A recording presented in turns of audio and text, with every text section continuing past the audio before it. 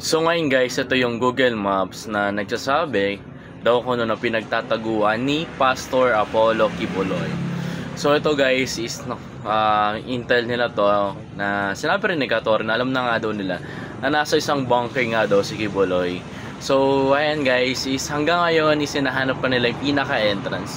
Kung makikita nyo guys sa tinuturo ng isang lalaki sa may bandang right side, pag zoomin nyo yan guys, is may papasok siya na parang bunker o entrance ng bunker na recto sa may paliparan. So ayun guys, abangan na lang natin sa susunod na update kung mahanap nga ba nila yung pinaka-entrance ng bunker or kung nandun nga ba si Kibuloy or wala ba. So ay nasa na ba si Pastor Apollo Kibuloy na son of God na ayaw lumabas kasi bawal lumabas kasi mahirap daw yung justice system sa Pilipinas. Totoo nga ba?